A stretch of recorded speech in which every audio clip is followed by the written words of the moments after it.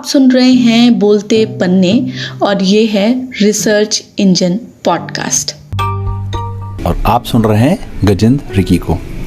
भारत में जितनी विविधता यहाँ की भाषा, रहन सहन, खान पान और धर्मों को लेकर है, उतनी ही किस्में आपको खाने में उपयोग होने वाली रोटी में भी मिलती है।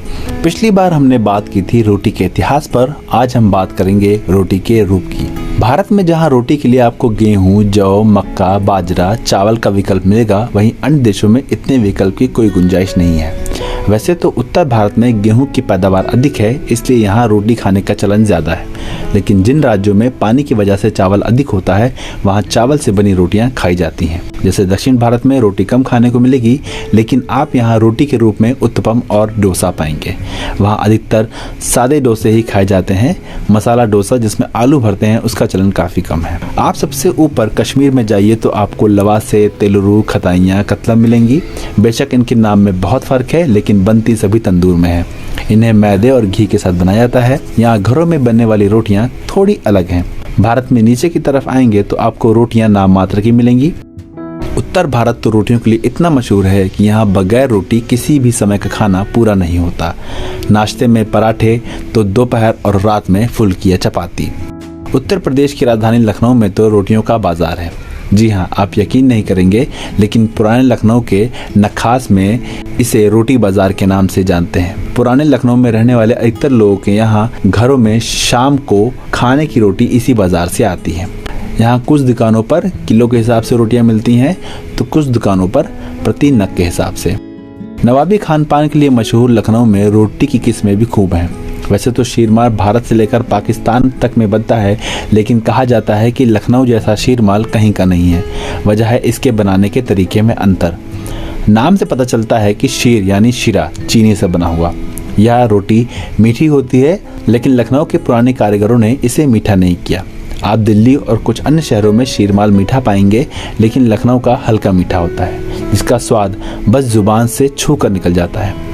इसे दूध, घी और चीनी में मिलाते हैं, तंदूर में रखकर केसर के पानी के छींटे लगाते हैं और तैयार हो जाता है आपका शीरमाल।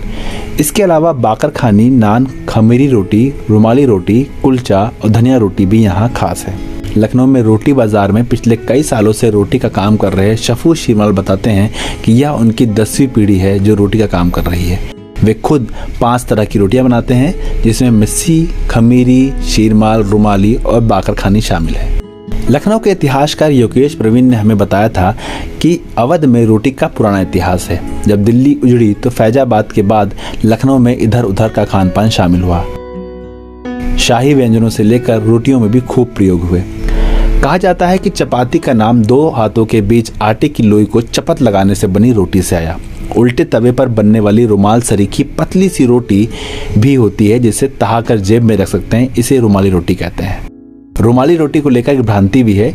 कहा जाता है कि नवाबों ने इसका उपयोग खाने के बाद हाथ पोंछने के लिए किया था, हालांकि इसका साक्ष्य कहीं नहीं मिलता है। बाकर खानी रोटी को लोग नाश्ते में खाना पसंद करते हैं। यह लखनऊ के अलावा कश्मीर में भी बहुत पसंद की जाती है। बाकर खानी 2 तरह की होती है। छोटी बाकर खानी मीठी होती है, जिसे नाश्ते में खाते हैं, और बड़ी बाकर खानी 600 से 700 ग्राम की होती है, जिसे कोरमा के साथ खाया जाता है। इसी तरह गुजरात में रोटियों से बना चिवड़ा और महाराष्ट्र में रोटी लड्डू भी काफ़ी पसंद किया जाता है। मुहर्रम के दिनों में रोटी से चोंगे बनाए जाते हैं, जिनका काफ़ी महत्व है। ये रोटी की तरह ही बनते हैं, बस इसमें ऊपर से उंगलियों के सहारे थोड़ा सा दबाकर आकृति बनाई जाती है और घी व नारियल के लच्छों से सजाते हैं। ओस और मेलों में हलवे के साथ बिकने वाली 1-1 मीटर की रोटियां एक साथ 10 लोगों का पेट भर सकती है। यह रोटी कश्मीर में काफ़ी प्रचलित है।